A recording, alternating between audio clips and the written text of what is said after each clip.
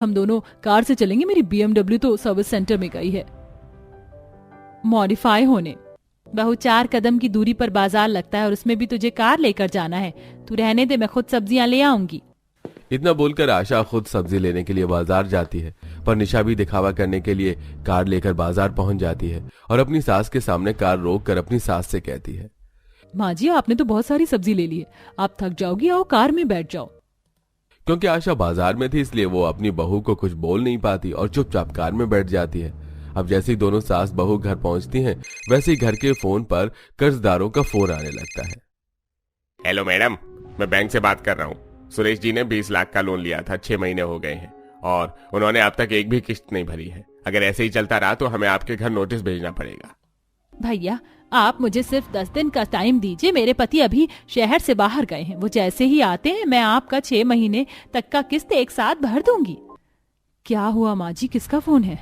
किसका फोन हो सकता है बहू, इस घर में कर्जदारों का ही फोन आता है। इन लोगों ने 50 लाख से ऊपर का कर्ज ले रखा है और भरने का नाम ही नहीं लेते।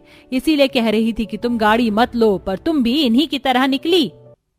निशा इस बात से अनजान थी, इसलिए जैसे ही रात को राजीव घर आता है, निशा इस बारे में राजीव से बात करती है। अरे तुम क्यों डर रही हो, कर्जदार तुम्हें परेशान नहीं करेंगे और ये सब तो हमारी आदत हो गई है झेलने की।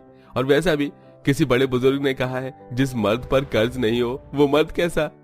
राजीव की बात सुन निशा आगे कुछ नहीं बोलती। समय यूं ही बीतता है और अब न सिर्फ कर्जदारों के फोन आते हैं बल्कि कर्जदार घर आने लगते हैं। अरे राजीव बेटा, 5 साल हो गए, 10 लाख का कर्ज लिया था तुमने, 1 रुपया तक नहीं दिया और घर में 10 गाड़ियां रखी हुई हैं। ये नहीं कि पहले कर्जदारों का कर्ज चुकाऊं।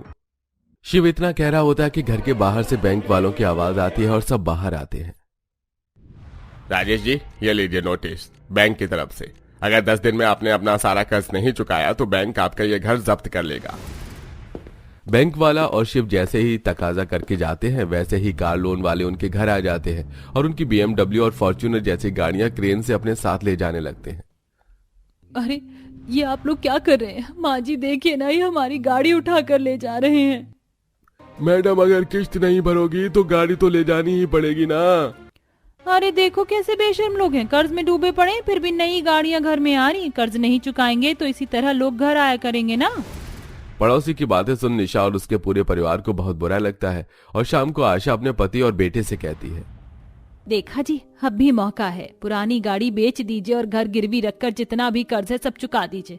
फिर हमारा एक कर्ज रह जाएगा घर का और हम सब काम करके धीरे धीरे अपने घर का भी कर्जा चुका लेंगे। अब यही हमारे पास आखिरी रास्ता बचा है। अगर हमने ऐसा नहीं किया तो हम कहीं